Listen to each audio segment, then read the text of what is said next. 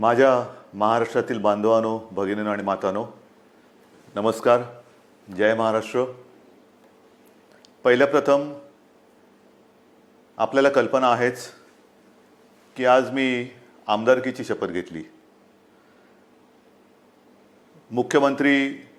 त्या मुख्यमंत्री पदाला या महिनाअखेरीस 6 महिने होत आहेत. आज आमदार झालो. हे सगळं काही मी करू शकतो आणि होतो आहे हे आपल्या सर्वांच्या आशीर्वादाच्या जोरावरती आणि शुभेच्छांच्या जोरावरती. साहजिकच आहे, या निमित्ताने मला सर्व राजकीय पक्षांचे, महाविकास आघाडीतल्या सर्व नेत्यांचे, आमदारांचे आभार मानायचे आहेत. कारण एका अत्यंत कठीण अशा परिस्थितीत, म्हणजेच कोरोनाबरोबर चाललेल्या युद्धाच्या परिस्थितीमध्ये निवडणूक होऊ न देता हे सगळं काही बिनविरोधपणाने पार पाडायला सर्वांनी मदत केली. त्यांना सुद्धा मी सगळ्यांना धन्यवाद देतोय. आणि आता पुन्हा जे आपले गेले काही दिवस सुरू आहे त्या विषयावरती येतोच. 17 तारखेला पंतप्रधानांनी जो लॉकडाऊन जाहीर केला होता, दुसरा तिसरा, त्याची मुदत संपली आणि परत पुढचे 15 दिवस म्हणजे 31 मे पर्यंत संपूर्ण देश आणि साहजिकच आहे आपला महाराष्ट्रसुद्धा हा लॉकडाऊनमध्ये आहे. आता तुम्हाला कदाचित असं वाटायला लागलं असेल की मी आलो म्हणजे लॉकडाऊनच जाहीर करतोय. साहजिकच आहे, कोणालाही घरी विशेषतः कामाशिवाय डांबून ठेवणं किंवा बसवणं यासारखी मोठी शिक्षा असू शकत नाही.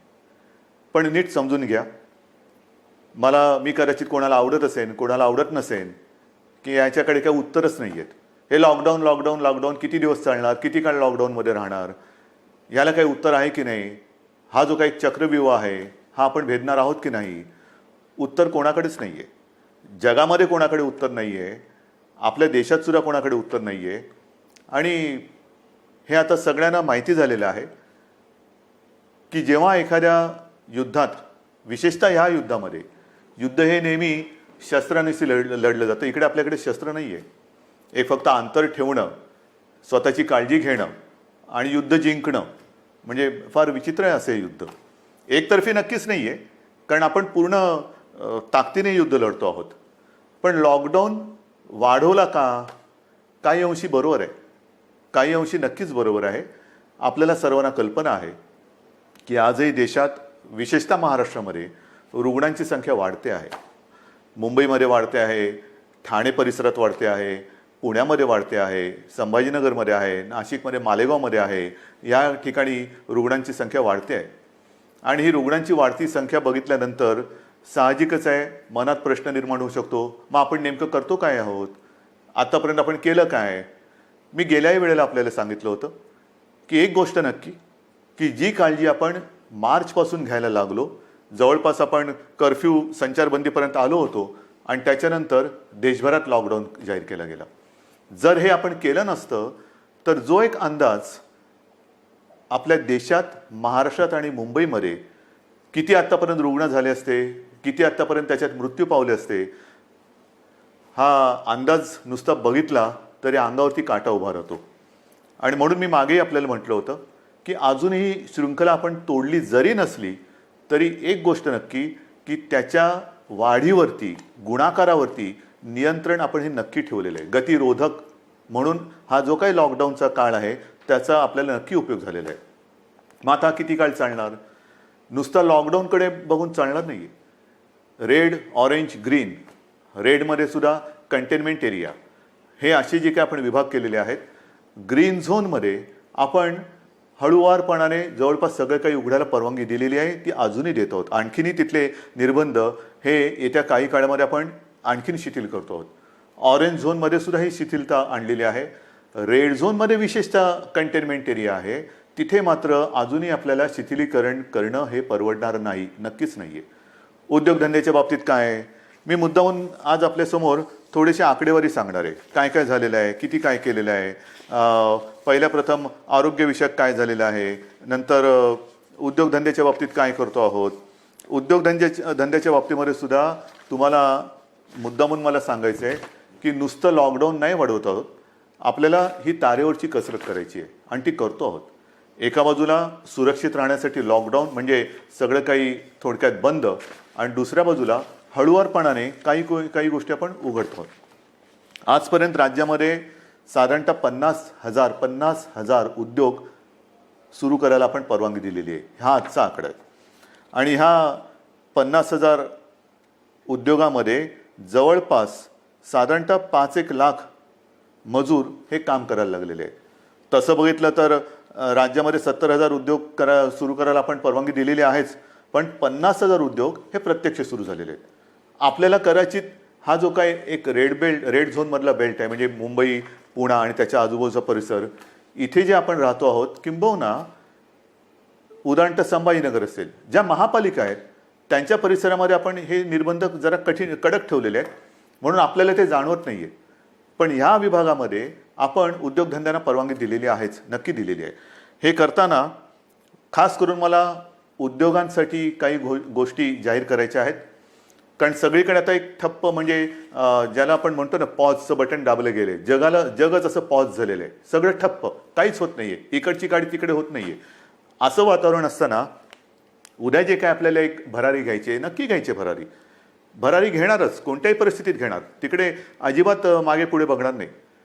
खरं म्हटलं तर आपल्या सरकारला आता 6 महिने होत आहेत. नवीन सरकार असताना नवीन स्वप्न आहेत आपली. आपण एक अर्थसंकल्प जाहीर केला काय, त्याच्यात नवीन गोष्टी जाहीर केल्या काय, आणि त्या अंमलबजावणीला सुरुवात करण्याच्या आधीच आपल्याला या संकटाला सामोरं जावं लागतंय. ह्या ज्या काही सगळ्या आपल्या योजना आहेत, या योजना कोणत्याही परिस्थितीत आपण अंमलात आणणार म्हणजे आणणारच. त्या एका हिमतीने आपण पुढे जात आहोत. परंतु नवीन उद्योग येण्यासाठी एक वेगळी स्पर्धा आहे. कोण काय करतंय, कोण काय आणखीन सुविधा देते. महाराष्ट्रापुरतं बोलायचं झालं तर आज आपण महाराष्ट्रामध्ये जवळपास 40,000 एकरपेक्षा जास्त जमीन ही नवीन उद्योगधंद्यासाठी राखून ठेवत आहोत. 40,000 एकरपेक्षा जास्त. त्याचप्रमाणे नवीन उद्योजक जे येणार आहेत, नवीन उद्योग जे परदेशातून येतील, किंवा आपले काही उद्योजक, आपले नवीन लोक काही नवीन उद्योग सुरू करू इच्छित असतील, ग्रीन इंडस्ट्रीज ज्याला आपण म्हणतो, म्हणजे प्रदूषण न करणाऱ्या इंडस्ट्रीज किंवा उद्योग, त्यांच्यासाठी सुरू करताना कोणत्याही अटीतटी त्यांना आपण ठेवणार नाही. परवानगीशिवाय तुम्ही उद्योग सुरू करा. फक्त अट एक, प्रदूषण करायचं नाही, अजिबात करायचं नाही. प्रदूषण करू नका, चला उद्योग सुरू करा, या, आम्हाला पाहिजे. महाराष्ट्र तुमची वाट बघतोय. महाराष्ट्र हा नेहमी एक उद्योगशील आहे, सुधारणावादी आहे. म्हणून आपण नवीन जे उद्योजक येत आहेत त्यांच्यासाठी या अटीतटीचा सामना त्यांना करायला लागणार नाही, असं धोरण आपण बनवलेलं आहे. या नवीन उद्योजकांनो, या महाराष्ट्रामध्ये या. त्याचबरोबरीने साधारणतः पुढचे काही दिवस, म्हणजे असं म्हणतात की ह्या कोरोनानंतर जग बदललं जाणार आहे, नक्कीच बदललं जाईल. कदाचित हे नवीन उद्योजक येणार असतील, ते म्हणतील आम्ही येऊ इच्छितो, पण आम्हाला तुमच्याकडे जमीन विकत घ्यायला आत्ता आम्हाला परवडणार नाही. ठीक आहे, तुम्ही या, भाडेतत्वावरती जमीन तुम्हाला देतो, भाडेतत्वावरती जमीन देतो, या. तुम्हाला मूलभूत सुविधा असतील त्या तुम्हाला देतो, अटीतटीचा सामना तुम्हाला करावा लागणार नाही. पण या राज्यामध्ये नवीन उद्योग पर्व आपण सुरू करू. आणि त्याचबरोबरीने मला एक सांगायचं आहे की आत्तापर्यंत जिथे हे उद्योग आपण सुरू केलेत, आणि असं काही नाही आहे की रेड झोन म्हटल्यानंतर आता आयुष्य आपलं रेड झोनमध्ये जाणार आहे. नाही, आपल्यासमोर 2 मोठी आव्हानं आहेत, नक्कीच आहेत.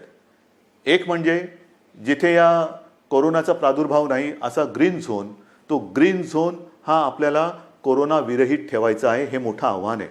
तिकडे एक सुद्धा रुग्ण ग्रीन झोनमध्ये आपल्याला आता येऊ द्यायचं नाही, किंबहुना नवीन केस तिकडे आता आपल्याला तयार आपण काय असं घर बसल्या कोविड तयार करत नाही, पण होऊ द्यायची नाही आहे. त्याच्यामुळे ग्रीन झोन हा ग्रीन झोन म्हणून मेंटेन करणं, आणि रेड झोन जो आहे तो रेड झोन हा लवकरात लवकर ग्रीन झोनमध्ये त्याचं रूपांतर करणं. म्हणजे रेड झोनसुद्धा आपल्याला हळूहळू हा ग्रीन झोनमध्ये आणायचा आहे. आणि म्हणून जिथे जिथे ग्रीन झोनमध्ये आपण उद्योगधंद्यांना परवानगी दिलेली आहे, अनेक ठिकाणी आपण बघतो आहोत की कामगारांची आता उणीव आहे. कामगार हे बरेचसे परराज्यातले निघून गेलेले आहेत. मला खास करून माझ्या महाराष्ट्राच्या भूमिपुत्रांना सांगायचं आहे, जसं आजपर्यंत तुम्ही महाराष्ट्रासाठी, महाराष्ट्र सुरक्षित ठेवण्यासाठी सरकारचं ऐकलत, घरामध्ये राहा, सुरक्षित राहा, ही एक आपली त्याच्यातले एक घोषवाक्य होतं. आतापर्यंत तुम्ही घरात बसलात आणि महाराष्ट्र वाचवलात. आता जिथे जिथे ग्रीन झोन आहे, तुम्ही एका आत्मनिश्चयाने बाहेर पडलं पाहिजे की मी माझा महाराष्ट्र पुन्हा एकदा उभा करणार. मी जसा महाराष्ट्र वाचवलेला आहे, मी म्हणजे तुम्ही, मी एकटा नाही, तुम्ही.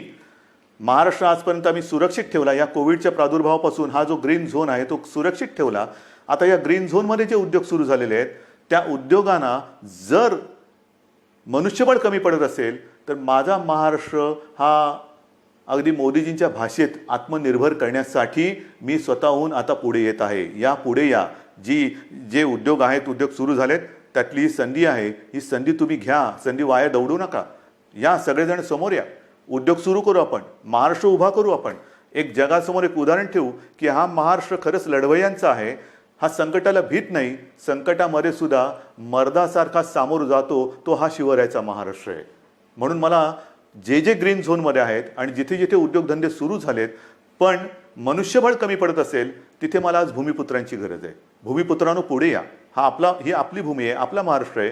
पुढे येऊन आपला महाराष्ट्र हा आपल्या पायावरती आपण उभा करू. हा निश्चय फार महत्त्वाचा आहे. हे उद्योगधंद्याचं झाल्यानंतर महत्त्वाचा मुद्दा काय आहे की आरोग्यविषयक काय. कारण अजूनही जे काही जणांना असं वाटतंय की हे एक अशीच भीती आहे, फ्लू काय, सर्दी आहे, खोकला आहे, होतो जातो, आजपर्यंत काय कोणाला झालं नाही. झालं ना. पण विशेष म्हणजे आत्तापर्यंतचा जो फ्लूचा एक भाग आहे त्याच्यात सुद्धा जसं स्वाईन फ्लू एक आहे त्याला औषध आलेलं आहे. पण ह्या कोरोनावरती अजूनही औषध आलेलं नाही. तोच एक मोठा धोका आहे. मी उगाच तुम्हाला आकडे सांगून काय घाबरवण्याची माझी इच्छा नाही, अजिबात नाही आहे. तुम्हाला भीती घालण्यासाठी मी आलेलो नाही आहे. पण मुंबईमध्ये जेव्हा आपण सुरुवात केली त्यावेळेला जी परिस्थिती होती ती परिस्थिती बघितल्यानंतर आजची जी परिस्थिती आहे, आपण काय काय आरोग्य सुविधा केलेल्या आहेत. तुम्हाला कल्पना असेल, गेल्याही वेळेला मी बोललो होतो आणि आज तर संध्याकाळी मी जाऊन आलो. मी होतो, उपमुख्यमंत्री होते, बाळासाहेब थोरात होते, एकनाथ शिंदे होते, आदित्य पण होता बरोबर, आपले मुख्य सचिव होते, महापालिका आयुक्त होते आणि विशेष म्हणजे तिथे आपले आरे राजीव जे MMRDA म्हणजे मुंबईतली मेट्रोचं काम आता जे अत्यंत चांगल्या पद्धतीने पुढे नेत आहेत, त्यांनी गेल्या 10-12 दिवसामध्ये ही सुविधा मुंबईकरांसाठी तिकडे उभारलेली आहे. आज तिकडे जवळपास 1000 बेड्सचं एक चांगलं कोविड केअर सेंटर हे आपण उभं केलेलं आहे. येत्या 1-2 दिवसात त्याचा वापर सुरू होईल. मुंबईमध्ये ठिकठिकाणी, मी मुंबईपुरतं बोलतो, मुंबईमध्ये नंतरचं पुढचं मी बोलणारच आहे, पण मुंबईमध्ये ठिकठिकाणी म्हणजे असं बांद्रा कुर्ला कॉम्प्लेक्स संकुल आहे, तिथे आणखीन 1000 बेड्स वाढवतो आहोत. गोरेगावचं एक्झिबिशन ग्राउंड आहे, तिकडे वाढवतो आहोत. रेसकोर्सवरती त्या पार्किंगमध्ये होत आहे. वरळीला डोममध्ये तर सुरू केलेलाच आहे. आणखीन 1-2-3 ठिकाणी मुलुंड चेक नका आहे, ठाण्यामध्ये आहे. हे आता नुसतं कोविड केअर सेंटर म्हणून नाही राहणार.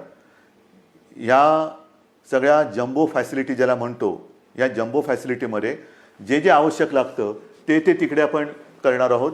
म्हणजे विशेषतः सगळ्यांनाच काही व्हेंटिलेटरची आवश्यकता लागत नाही, पण अनेक जणांना ऑक्सिजनची आवश्यकता लागते. म्हणून ह्या सगळ्या सुविधांमध्ये ऑक्सिजनची सुविधा असणाऱ्या बेड्स हे आपण जास्तीत जास्त करतो आहोत. त्याचप्रमाणे काही ठिकाणी आपण अतिदक्षता विभागात म्हणजे ICU बेड्स हे सुद्धा उपलब्ध करत आहोत. ICU बेड्स म्हणजे हॉस्पिटलमध्ये तर आपण ते वाढवतोच आहोत, पण हॉस्पिटलच्या बाहेर ही जी काय आपण रुग्णसेवा किंवा सेंटर्स उभी करतो त्याच्यामध्ये सुद्धा ICU बेड्सची सोय आपण करतो आहोत.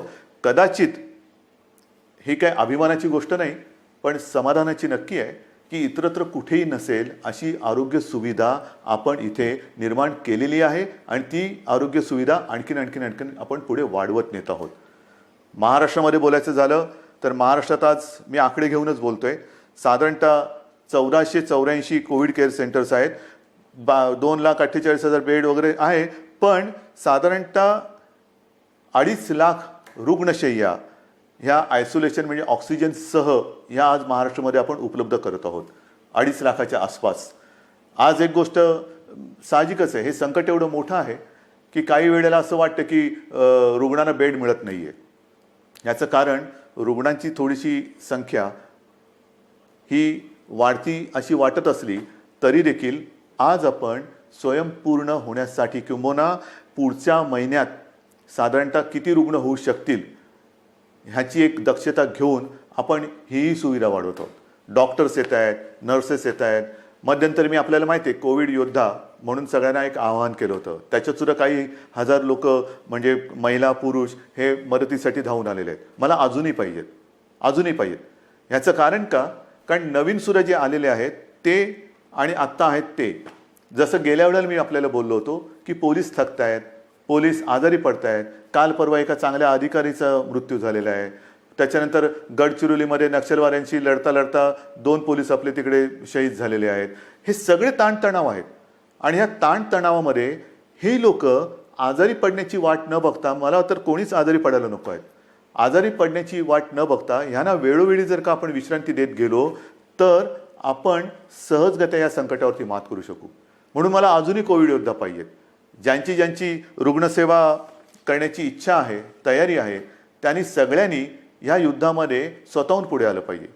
याचं कारण असं की आज देखील मुंबई असेल, ठाणा असेल, पुणा असेल, संभाजीनगर ह्या ज्या काही महापालिका आहेत तिकडे नाही म्हटलं तरी जो आपण कंटेनमेंट एरिया म्हणतो, म्हणजे जिथे एखादा रुग्ण सापडला तर त्याच्या आसपासचा काही परिसर आपण सील करतो.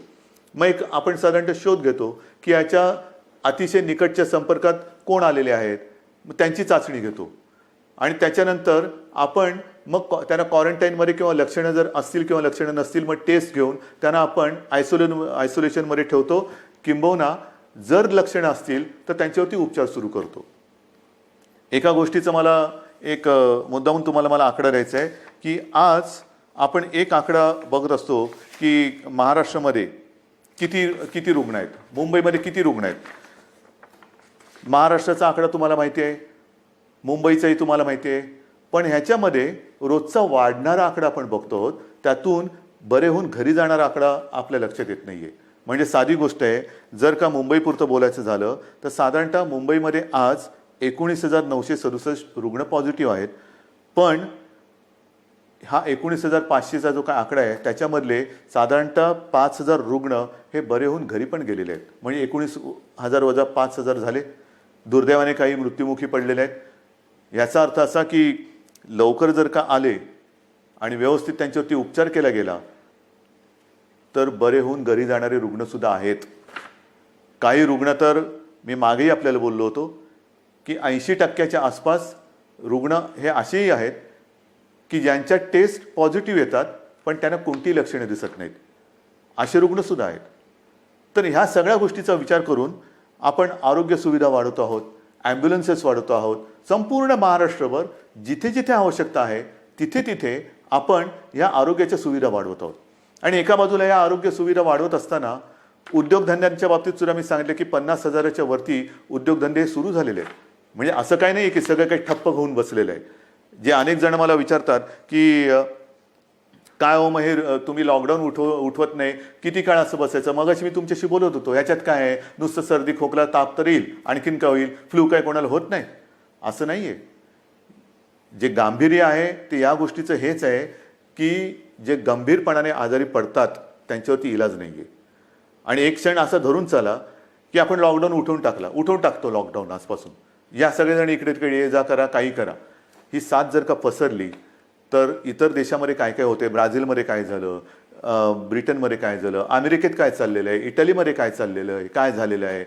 मला हे कोणत्याही परिस्थितीत महाराष्ट्रात होऊ द्यायचं नाही आणि मी होऊ देणार नाही, अजिबात होऊ देणार नाही. मी टीकेचा धनी होईन. मी तुम्हाला मागेही बोललेलो आहे, महाराष्ट्रासाठी वाईटपणा घ्यायला माझी तयारी आहे, पण जे मला पटतं ते महाराष्ट्राच्या हिताचं मी करणार म्हणजे करणारच. आणि म्हणून जो रेड झोन आहे तिकडे मी अजूनही उद्योगधंदे पूर्णपणे उघडायला का देत नाही आहे की क्षणभर धरून असं धरून चाला की उद्योगधंदे उघडले आणि ही साथ त्यांच्यात घुसली. आजच मजूर आपापल्या घरी निघून गेलेले आहेत. म्हणजे उद्योगधंदे सुरू होतील आणि त्या मजुरांमध्येही साथ जर घुसली तर काही तर जीवानिशी जातीलच, आजारी तर पडतीलच. आणि मग त्यावेळेचा अघोषित जो लॉकडाऊन असेल तो किती काळ चालेल त्याचं उत्तर आपल्याकडे कोणाकडे नसेल. मग त्या लॉकडाऊनची वाट बघायची का आत्ता जे काही आपण हे संकट नाही म्हटलं तरी त्याचा वेग मंदावून रोखून ठेवतो आहोत, त्याचा पूर्ण अंदाज घेऊन हळूहळू टप्प्याटप्प्याने एक एक गोष्टी उघडत जायचं, हा विचार आपण करायला पाहिजे आणि तो आपण करतो आहोत. आणि तो जर का आपण करत नसतो तर तुम्ही एवढे सगळे जण या सरकारच्या सोबत राहिल्याच नसतात. इतर राज्यांमध्ये जाणारे जे मजूर आहेत त्या सगळ्या मजुरांची आजपर्यंत आपण अगदी व्यवस्थित काळजी घेत होतो आणि घेतली. दिवसातनं मी तुम्हाला सांगितलं की किमान 5.5-6 लाख मजुरांना आपण दिवसातनं 3 वेळा हे जेवण देतो. म्हणजे सकाळीचा नाश्ता ब्रेकफास्ट आणि दुपारचं आणि रात्रीचं जेवण त्यांच्यासाठी आपण या सगळ्या योजना करत होतो. पण बरेच जण असं म्हणायला लागले की आम्हाला घर जाना आहे, गाव जाना आहे. तेव्हाही मी त्यांना वचन दिलं होतं की तुम्ही चिंता करू नका, आम्ही इतर राज्यांशी बोलतो आहोत, केंद्राबरोबर बोलतो आहोत.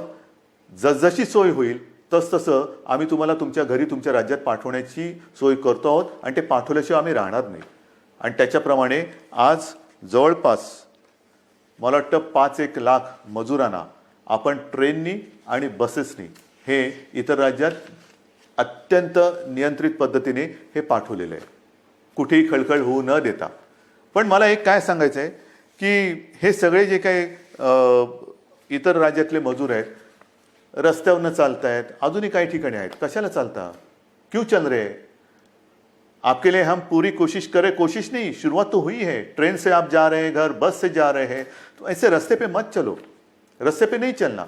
बीच में कोई फिर एक्सीडेंट कभी होता है, क्यों कर रहे हो ये सारी चीज़ें?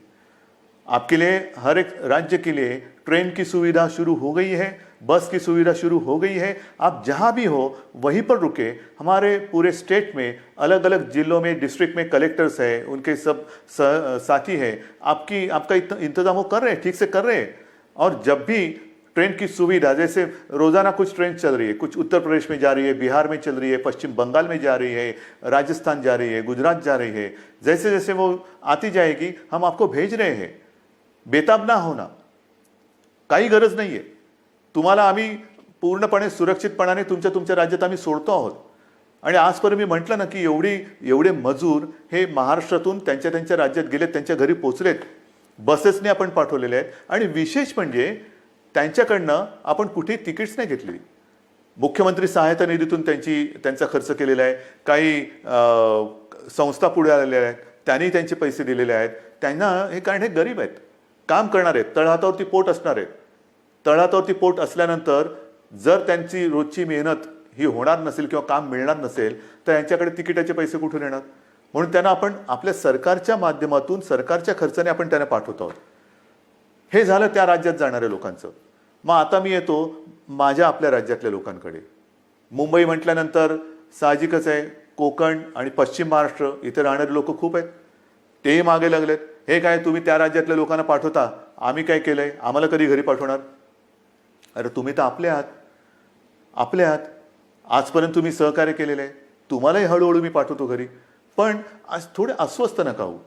कारण आजपर्यंत कोकण म्हटल्यानंतर मला माहिती आहे हा आंब्याचा सीझन, काजूचा सीझन, सगळा एक कोकण म्हणजे गंमत असते. ह्या मोसममध्ये कोकणात जाणं फणस आहे, मजा असते. कोकणामध्ये जाणं हे या दिवसात सुट्टी, मग कोणाचे आजी आजोबा असतील, कोणाचे मामा मामी असतील, काका काकी असतील, सगळे नातेवाईक असतात, त्यांच्याकडे जायचं, गावातल्या घरात राहायचं, आंबे खायचे, गंमत असते. पण ह्या उन्हाळ्यात ती गंमत नाही आहे. मी आपल्याला सगळ्यांना मुद्दामून एक विनंती करतो की कृपा करून आपण तरी रस्त्यावरनं किंवा इकडून तिकडून असे जाऊ नका. कारण मुंबईमध्ये आपण काळजी घेतो आहोत, प्रत्येक जिल्ह्यात आपण काळजी घेतो आहोत, पण प्रत्येक जिल्ह्यात आरोग्य सुविधा ज्या आहेत त्यांची एकूण जर का मर्यादा बघितली आणि काही जिल्हे हे कोविड मुक्त आहेत, आज सुद्धा तिकडे प्रादुर्भाव झालेला नाही, ते आपल्याला तसेच ठेवायचे आहेत. जर आपल्याला लवकरात लवकर या लॉकडाऊनमधून बाहेर यायचं असेल तर पहिलं म्हणजे जे आपले ग्रीन झोन आहेत जिकडे कोविडचा प्रादुर्भाव नाही, हे जिल्हे हे विभाग आपल्याला ग्रीन झोन म्हणूनच ठेवावे लागतील. म्हणून आपण सुद्धा घरी जाताना असेच उठून निघू नका.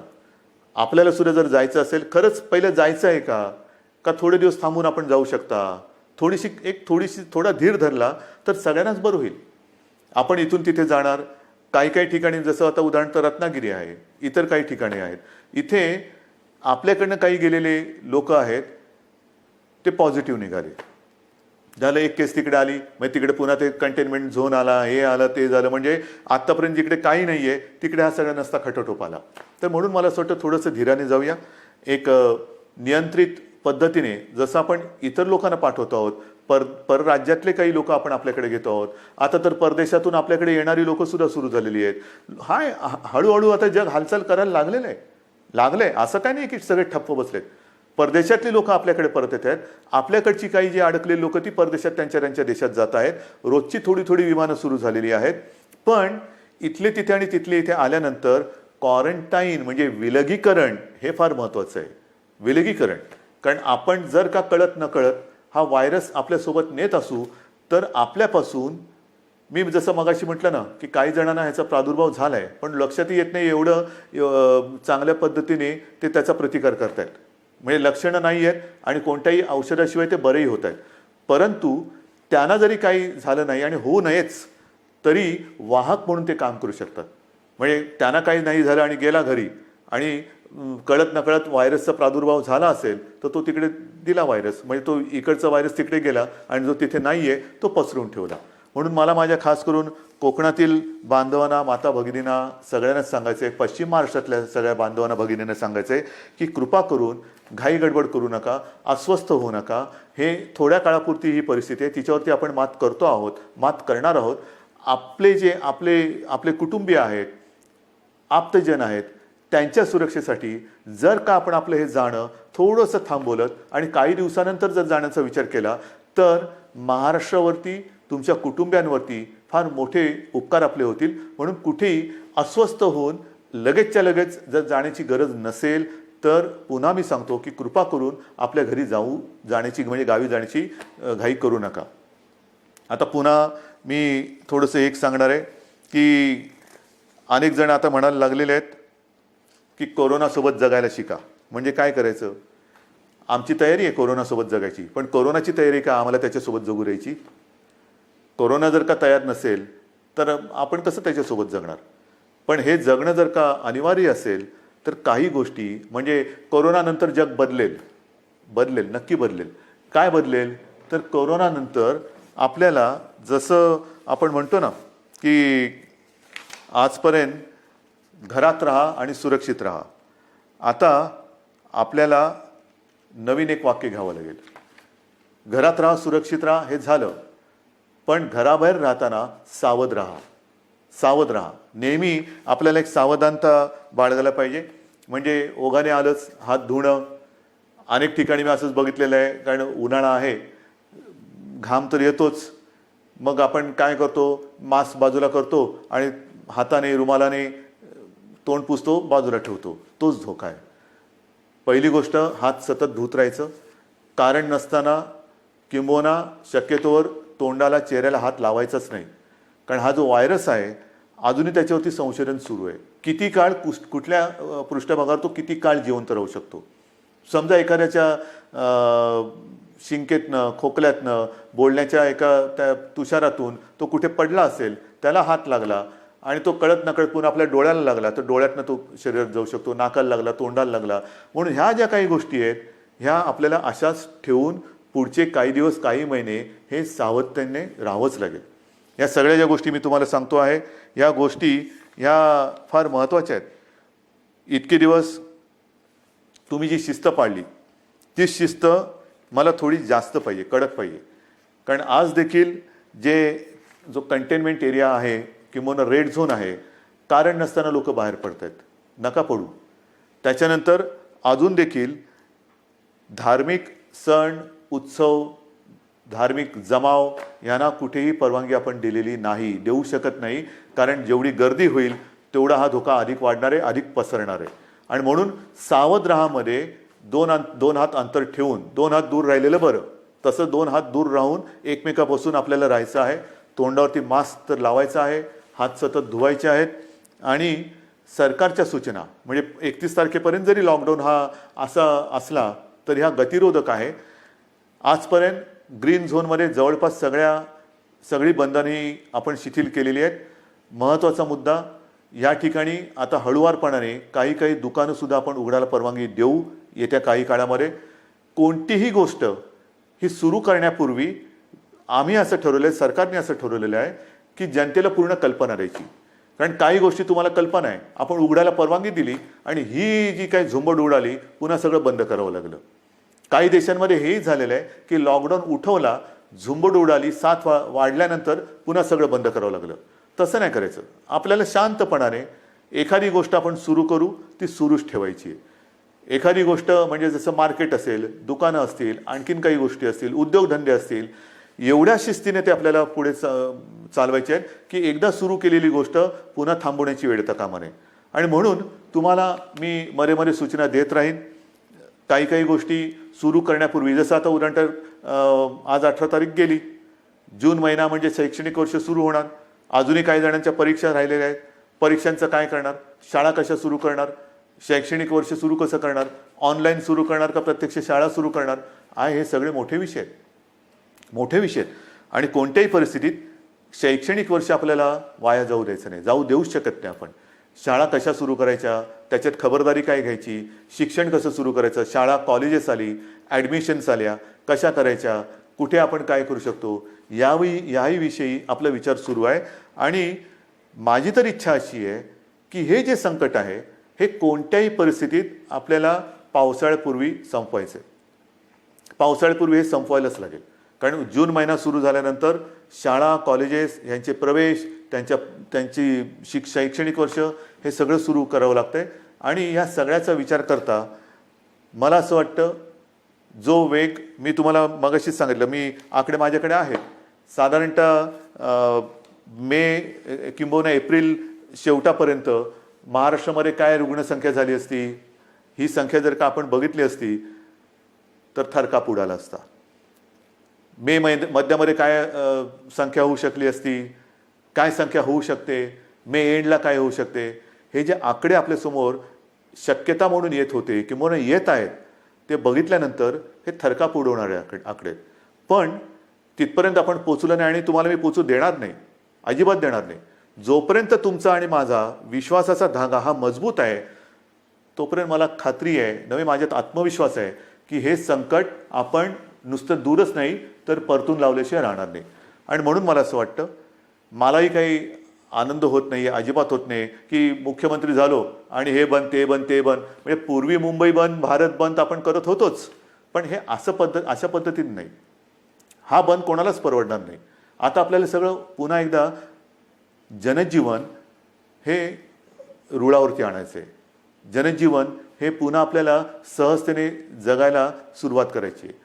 पण ह्याची एक आता अशी शक्यता नव्हे, खात्री वाटते की हे जनजीवन पूर्ण सुरळीत व्हायला काही काळ हा जावा लागणार. जेवढी स्वयंशिस्त आपण अधिक पाळू, तेवढे लवकर आपण या बंधनातून मुक्त होऊ. जेवढी लवकर आपण या कोरोनाची साखळी तोडण्यात यशस्वी होऊ, तेवढं लवकर आपण सगळे बंधनमुक्त होऊ. आणि म्हणून पुन्हा एकदा मी तुम्हाला सगळ्यांना विनंती करतो आहे की जे काही सरकार करतं आहे ते केवळ आणि केवळ कोणताही धोका या महाराष्ट्राला, महाराष्ट्रातल्या माता भगिनींना, बांधवांना होऊ नये, त्याकरता ही पावलं उचलत आहे. साहजिक आहे, तुम्ही अस्वस्थ आहात, तुम्ही बेचैन आहात, कधी हे उघडणार हा प्रश्न जसा तुम्हाला आहे तसाच तो सर्वांना पडलेला आहे. पण जे काही करतो आहे ते केवळ आणि केवळ आपल्या सर्वांच्या हितासाठी करतो आहे. आजपर्यंत जसं तुम्ही सरकारला सहकार्य केलं तसंच सहकार्य याही पुढील काळात कराल अशी खात्री बाळगतो. आणि लवकरात लवकर ही साखळी तोडून आपण बंधनमुक्त होऊ ही आशा बाळगतो. जय हिंद, जय महाराष्ट्र.